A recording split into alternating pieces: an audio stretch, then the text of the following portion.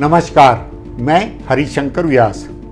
अरविंद केजरीवाल मौन है। दिल्ली में सीएम हाउस की साज सज्जा पर 45 करोड़ रुपए के खर्च पर भाजपा के हल्ला बोल से उनकी बोलती बंद हुई है।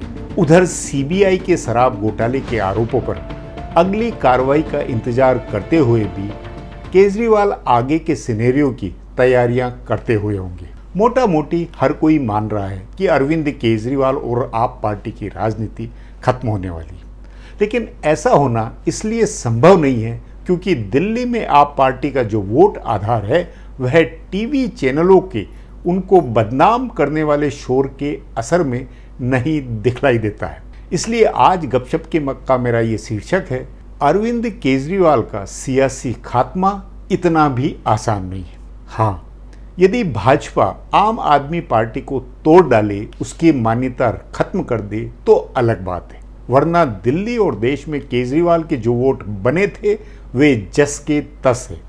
बहुत हैरानी हुई मुझे राजस्थान के मध्य वर्ग परिवार और दिल्ली की झुग्गी झोपड़ बस्तियों से काम के लिए कॉलोनी में आने वाली महिलाओं की चर्चाएं सुनकर।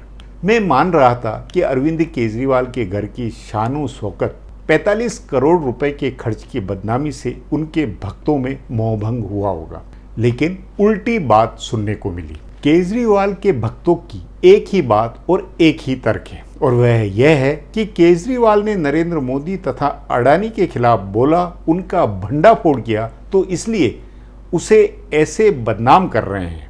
जाहिर है मोदी सरकार और भाजपा ने विरोधियों के खिलाफ जोर जबरदस्ती की जैसी जो भी कार्रवाइयां सीबीआई, ईडी तथा इनकम टैक्स जांच की है, उनसे वह इतनी बदनाम हो चुकी है कि दिल्ली के आप पार्टी के वोटर आम आदमी की पार्टी के नेताओं के खिलाफ तमाम तरह की हुई कार्रवाई को वैसे लेते हुए नहीं है जैसे मीडिया का प्रायोजित हल्ला है। हाँ, नरेंद्र मोदी बनाम अरविंद केजरीवाल के ग्राफ का यह फर्क गजब है। केजरीवाल के साथ दिल्ली में उनकी सरकार का काम, मतलब खास करके स्कूल, बिजली तथा पानी का काम लोगों में जस का तस चर्चित है। वहीं नरेंद्र मोदी अपनी सरकार की मैसेजिंग में बुरी तरह फेल है।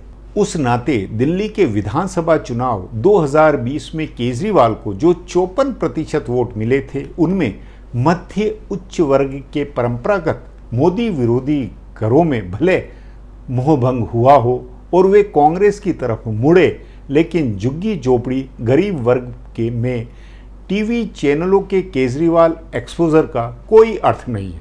मतलब सत्येंद्र जैन, मनीष सिसोदिया या अरविंद केजरीवाल के जेल जाने से आपके दिल्ली वोटों पर फर्क नहीं पड़ने वाला है। मोदी शाह को या तो दिल्ली विधानसभा को खत्म करना होगा या आम आदमी पार्टी की मान्यता को उद्धव ठाकरे की शिवसेना की तरह रद्द कराना होगा, तभी दिल्ली में भाजपा का मतलब बनेगा।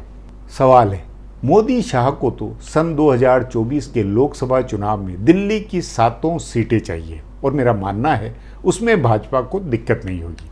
पहली बात, आम आदमी पार्टी और कांग्रेस साथ मिलकर अलायंस में चुनाव लड़े, इसके फिलहाल आसार नहीं दिख रहे हैं। दूसरी बात, 2019 के लोकसभा चुनाव में दिल्ली में आपको 18% तथा कांग्रेस को मिले 22% वोट का कुल जोड़ भी भाजपा के 57% वोटों से बहुत पीछे था।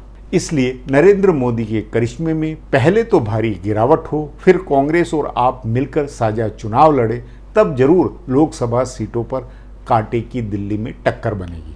भाजपा का केजरीवाल पार्टी को खत्म करने का मिशन केजरीवाल की सियासी बला की वैयक्तिक लड़ाई में मोदी बनाम केजरीवाल की निजी लड़ाई है।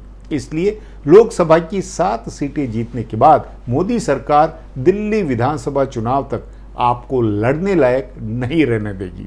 सोचे, यदि 1.5 साल केजरीवाल, सिसोदिया जेल में रहे, दिल्ली पंजाब की उनकी सरकारों को लाचार बना दिया गया या भंग करके और खत्म कर दिया, तो उस स्थिति में भक्त वोटों के होते हुए भी क्या आप पार्टी चुनाव लड़ने लायक बचेगी?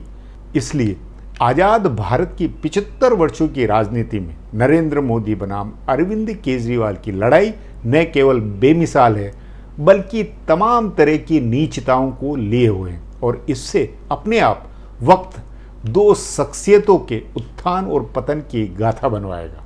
बहरहाल यह एपिसोड मेरा यहीं समाप्त। बहुत बहुत धन्यवाद।